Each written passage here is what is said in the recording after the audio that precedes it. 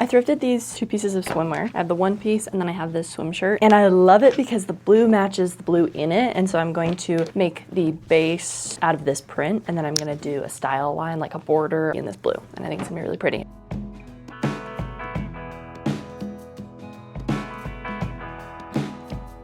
It is also going to utilize underwire.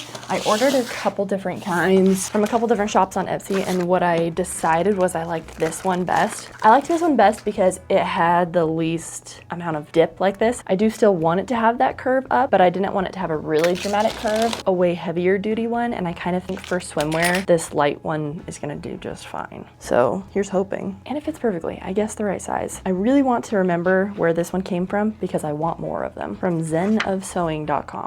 or stitchlovestudio.com. Oh, who knows? I'll have to look on my Etsy purchases. I am gonna end up using these ones that are a little bit stronger and have the higher dip for something else probably. Yeah, it's just not really the vision that I have for this particular project. I'm gonna use this to drape because I want a seam across the bust.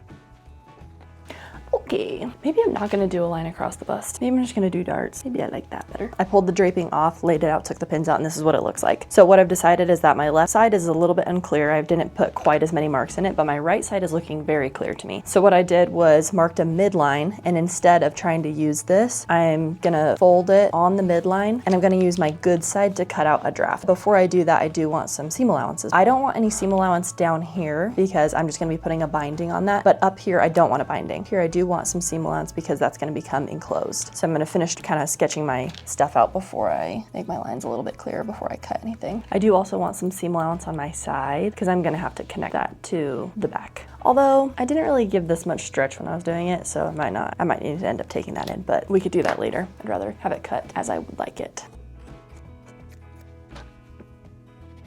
I'm just transferring my darts over to my actual fabric.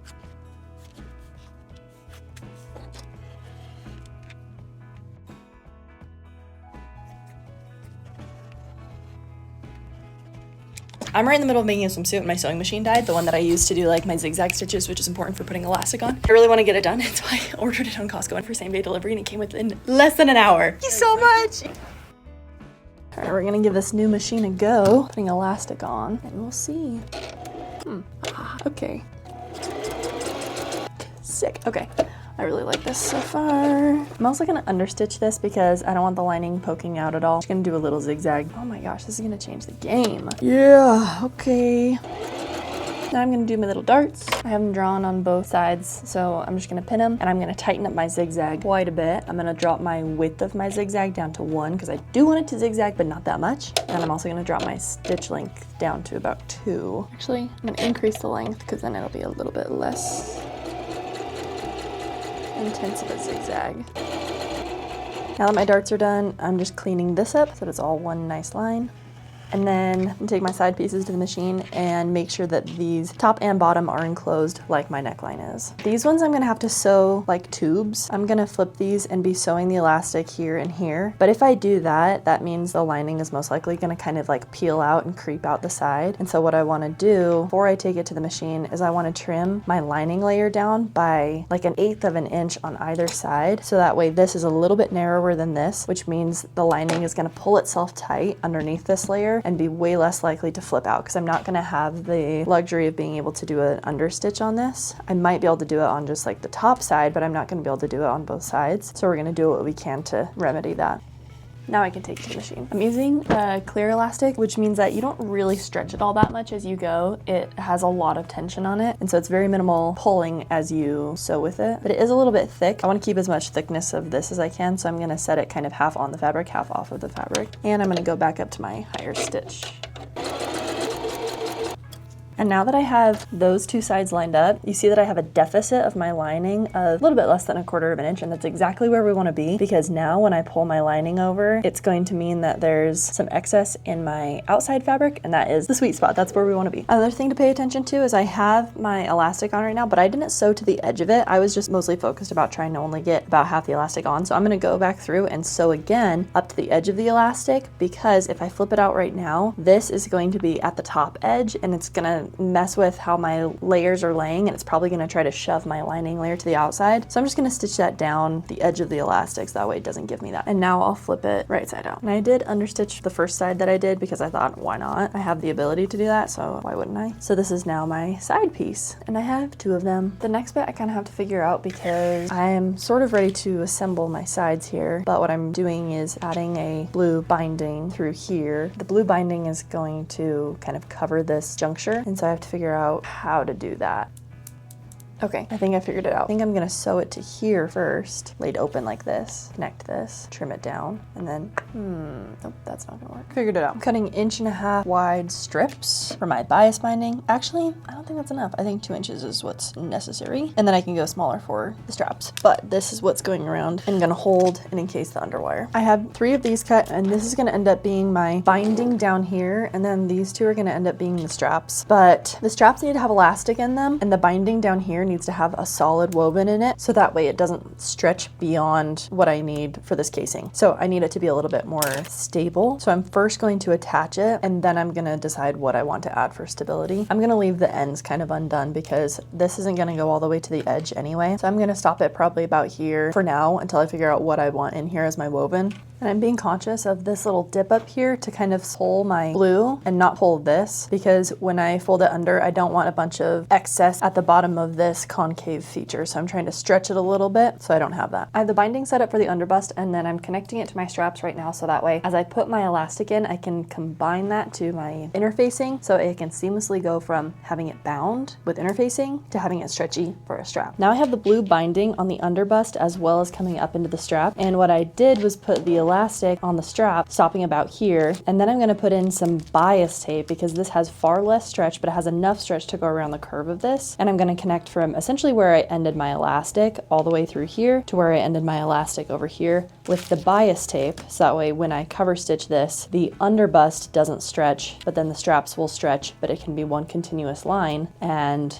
I can stitch it down and you won't know the difference between what doesn't stretch and what does stretch. The bias tape that I have is just single fold, so I'm gonna press it open so I have more access, because I just want to fold it in half. With this one, you're meant to fold it like this, and I don't want it to be that thin. I need it to be a little bit thicker. So I'm essentially just going to fold it in half and cover stitch over it, so I'll have a little channel in here to stick my boning through. I'm also gonna switch back to a straight stitch.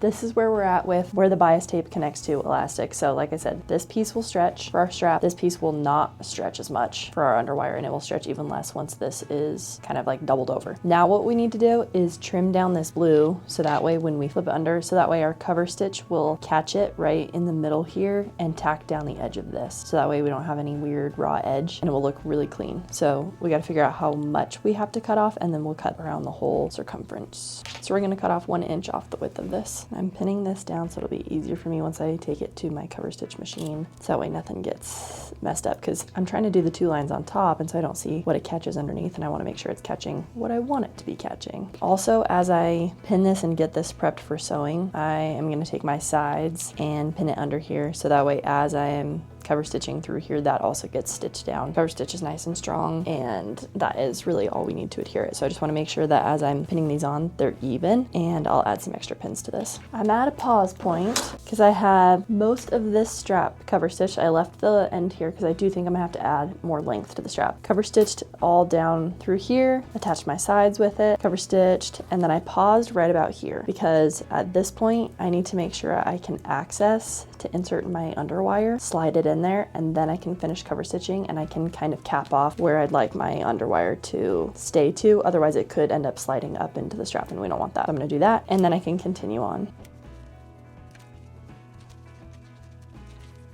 And now I have my underwire in, and I can finish cover stitching this strap. And the same as on the other one, I am gonna stop before the end because I do think I'm gonna have to add some extra length to this, and I wanna be able to do it in a pretty clean way. Now I'm cutting out the bottoms. Let's see if we can make it fit. It is gonna be a squeeze, but we'll make do. I have my linings pinned together at the crotch and the sides, as well as my exterior fabric at the crotch and the sides. And I've done this because I am wanting to put the leg holes together like I did the neckline, so that it's just a nice clean edge. And then on the top, I'm gonna do a binding like I did on the edge here. But I wanna do the leg holes enclosed. Because I'm doing them enclosed, I'm gonna trim off some excess of our leg hole, just like we did on our neckline when we did this.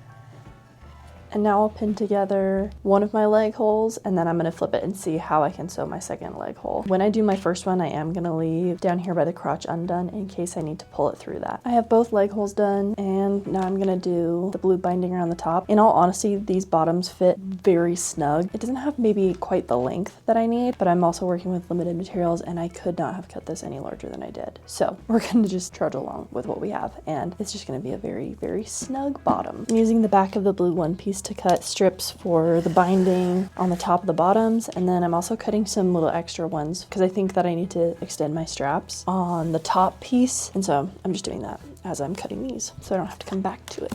Putting the binding on the top of the bottoms. All right, I'm working on putting hardware on, and I've never done this before, so we're gonna see how it goes. I think maybe, okay. And it's gotta go around this. And then we'll have another little section that is looped through this and attached to the swimsuit. Something's wrong here. I don't know what it is. I think I need to Google this. I Googled it and figured it out. I'm not attaching this to the bikini yet because I don't have my connector here, and if I end up having to take some length off, I don't want this to be super narrow. So I have these pieces connected, and I'm gonna wait to connect them to the actual bikini or sew this down until I'm able to try it on tomorrow with all the elements in place. I just have this pinned right now. My hardware came in for that, so now I'm trying to figure out where I want these to be. I like that. All right, mark it. And then I know I can do the same on the other side, so I can take it off now, finish her up. It almost works as a strapless. I also quite like this because it feels very minimizing.